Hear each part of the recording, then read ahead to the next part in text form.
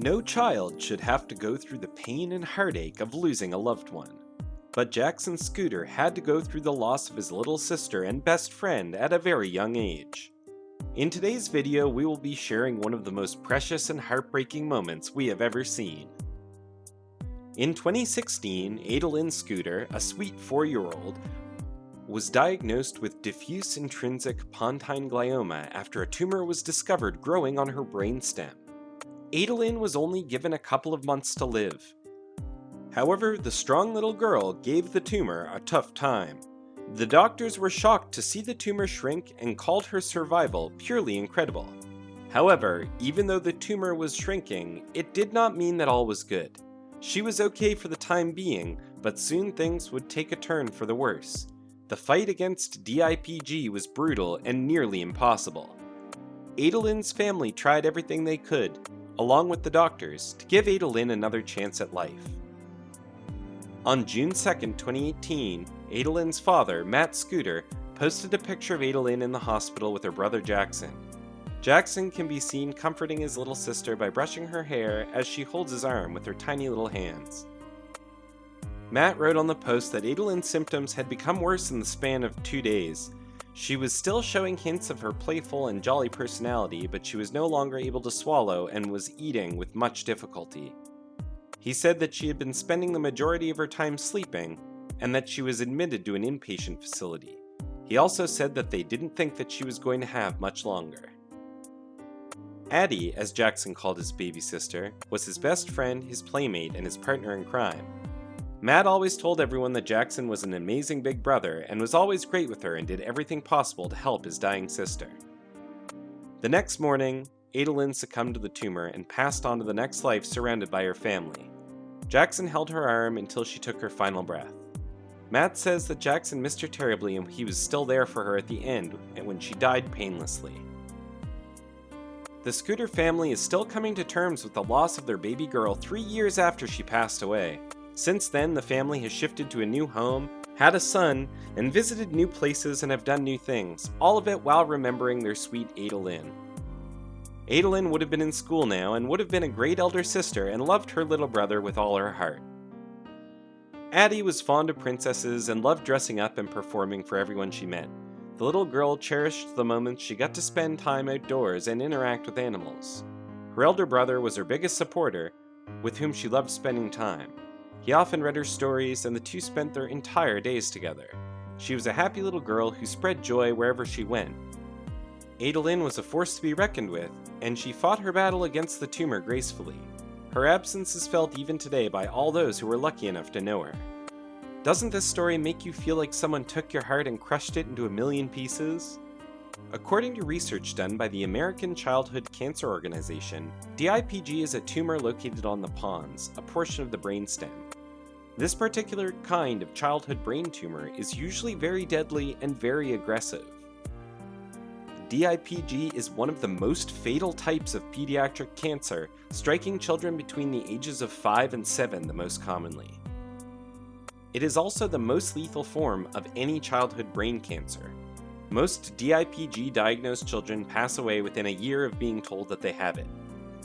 9 months is the average survival time, and only about 10% of children with DIPG live for 2 or more years after diagnosis. Fewer than 1% of children with this illness make it through 5 years. There are so many sweet, innocent children like Adalyn out there who have to fight with this horrific illness and do not get to stay with their families in this world for a very long time. Victoria Binney was one such little girl who also bravely fought against DIPG.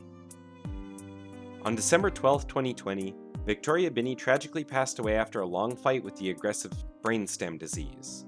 Her parents, Mindy and Aaron Binney of Charleston, were there with her during her final moments in this world. Apparently, she pointed to her throat and stated it was hard to breathe when she woke up that first day. Her lips quickly became blue as they drove to the hospital, and they realized that she had run out of oxygen at some time throughout the day. Her heart was pounding, and she could not catch her breath. They took care of all her needs and made her feel at ease. They knew it was probably time for her to go, so her elder brothers joined them for a few hours to say their last goodbyes, giving their parents some time together as well. Tori had began to show symptoms of her illness not long after her 3rd birthday. When vomiting persisted, her doctors sought out tests as a precaution to rule out anything serious. However, after the results came back, breaking devastating news, it turned the life of little Victoria upside down. On the 26th of September 2018, Tori was diagnosed with DIPG. Since there is not a lot of research about the treatment for DIPG, Tori's parents took her to Germany to avail the trial drug facilities that could help them buy some more time with their sweet child. They needed the optimism in the face of a bleak outlook. They knew that they didn't have a lot of Christmases left with Tori. They tried to get in as many laughs as they could with Victoria, and got her the Christmas gift that she had longed for a very long time. They also surprised her by getting her a caboodle, who she named Honey.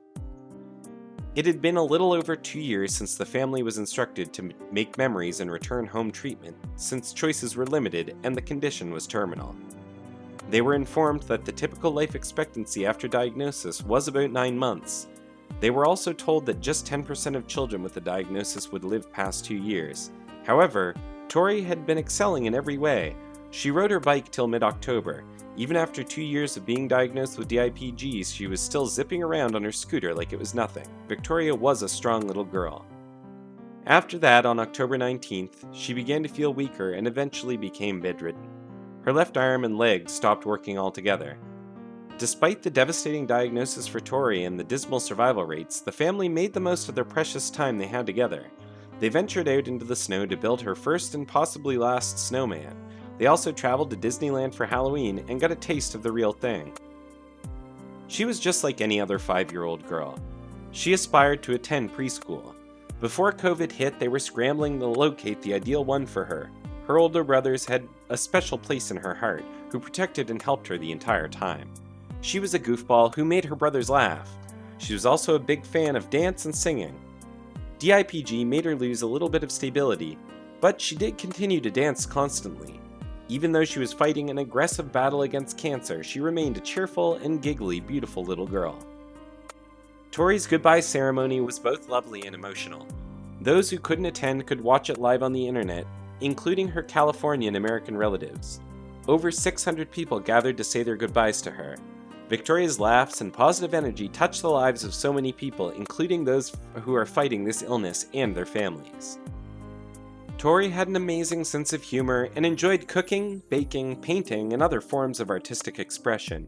She always enjoyed singing and dancing, and she tried to keep up with her older brothers at all times. Honey, her caboodle dog, cuddling on the couch with Mom and Dad, and pepperoni pizza without the pepperoni were all of Tori's favorites.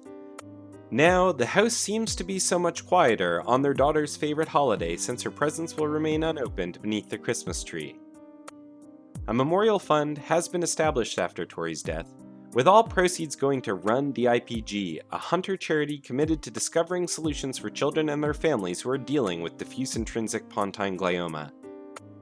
Victoria's family wants to make sure that no other family should be made to sit down and be told to go home and make memories with their child. It's incredible how little has changed since Victoria was first diagnosed. The fact that children are told they have months to live when they're diagnosed with a brain tumor shows that the research on it isn't going quickly enough to aid families. DIPG had deprived their daughter of the opportunity to achieve her goals and dreams and live a long, healthy life, but they're hopeful that additional funding and research, such as that provided by Run DIPG, would help other children suffering from DIPG achieve theirs. There are hundreds of children who lose their lives each year to DIPG. It's a terrible disease. It's heartbreaking to think about how many other families are in the same situation as Ada Lynn and Victoria's. And that's all we have in store for you today, guys. We hope that you enjoyed this video and shed a tear for the sweet babies who are in heaven now. Please give this video a huge thumbs up and share the video with your friends and family. Thank you so much for watching, everyone, and we hope to see you again next time.